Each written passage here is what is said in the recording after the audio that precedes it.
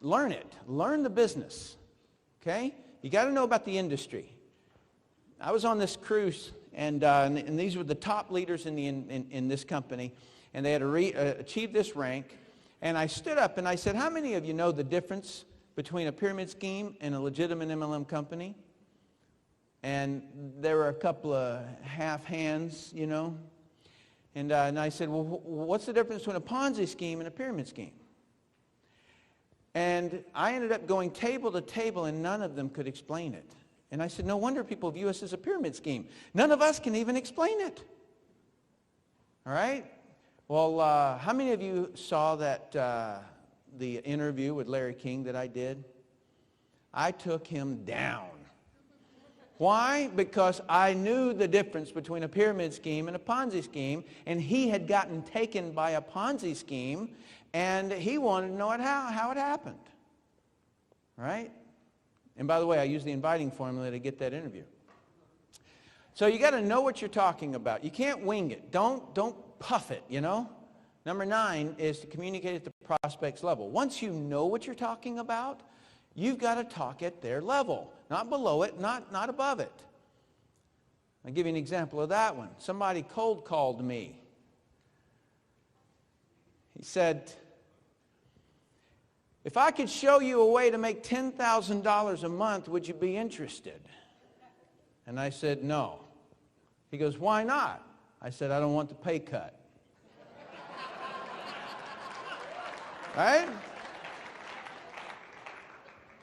You got to communicate at the prospect's level. He didn't care who I was.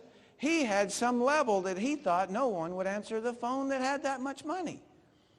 Right? So you got to talk at the prospect's level. Something that's going to get their attention and their understanding. And you cannot do that one unless you did step number 1 of the communication qualities correctly, called be interested. And step 2 of the inviting formula, called qualify. And then number 10 is that you just genuinely have to have the intention to make people's lives better. Now, some of you know a little bit about my story. I started out and I built the company New Skin. And that was while I was in the military. And if you can imagine a military diver, bomb squad guy, and selling skincare, I had some embarrassing moments that I had to deal with my friends. Well, the people I call my friends. And so it took me about 5 years to get to $150,000 a month, and then I retired. Okay, I retired for 18 years and did nothing. Helped in the training, wrote some policies in different countries, getting network marketing established in Bahrain, wrote some of the policies in India and in Malaysia. Did some things that really helped the industry. Did the interview with Larry King, wrote Brilliant Compensation and shot that. And various things because I just love this industry. I love it. And do you know what is really, really sad? Is that I know that a lot of you, your battle is not leads. Your battle is not anything except one little tiny thing. You don't quite believe this thing. You know, it might just be a little scammy. You know, you might just feel a little bit predatory. And I don't. I know differently. I know that I would still, if I was still alive, I would still be defusing bombs. I would probably be in the mercenary groups. That's the difference between you and I. It works. It works unbelievably well. And I'll never forget there was a guy who said to me, he said, Tim, if network marketing, and this is while I was retired, if network marketing is so great, why aren't you building?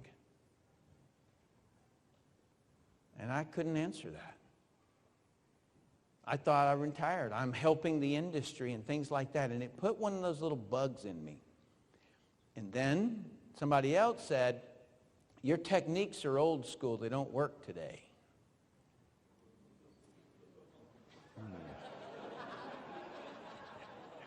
Oh, you just watch me. Uh, and so, so I got back into the game. And I love it so much. I wake up every morning feeling like I'm in the middle of a skydive. It is blissful. I'm that guy that is a goofball the whole day. When I talk to prospects, I'm goofing around. And when I'm in the car, I drive and I look beside me and I see people sitting in traffic. I'm like Jordan, I don't ever see traffic. I go to a matinee if I want to see a movie, you know. If I'm on the golf course, it's on a Wednesday, you know, in the middle of the day. And so I have a different lifestyle. Like I can't imagine how people will, for 1 second, if they have the thought that the industry is predatory, or if the industry is not quite legal, or if the industry is whatever, that they don't dig into it. I was fortunate enough to live across the street from the Federal Trade Commission. They hate me. I went over there all the time. I bugged them. I would sit over there and I would talk to this one lady and I would say, okay, let me get this straight. So if a Ponzi scheme takes money from person A and then loans it to person B, right? That's robbing Peter to pay Paul, right? What's the difference between a Ponzi scheme and a bank?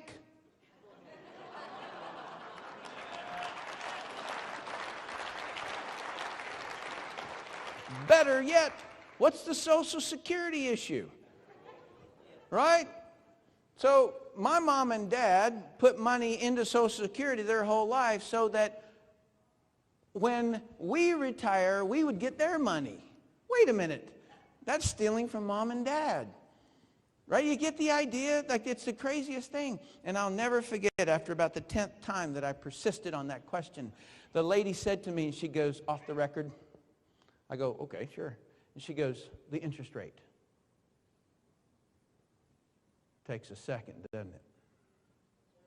In other words, the interest rate was the only difference between a bank and a Ponzi scheme. You get more in a Ponzi scheme. You see, in other words, I know all about the banking, the finance, everything having to do with the law, because I would say, all right, let me get this straight. If I'm driving 56 and the speed limit's 55, I know right when I crossed it. Why can't you tell me when it becomes an illegal pyramid scheme from a legitimate MLM? Tell me how. Why can't you tell me that law? Right? I was that guy. You see, I figured them all out. I know. This is the most ethical industry in the world. All right?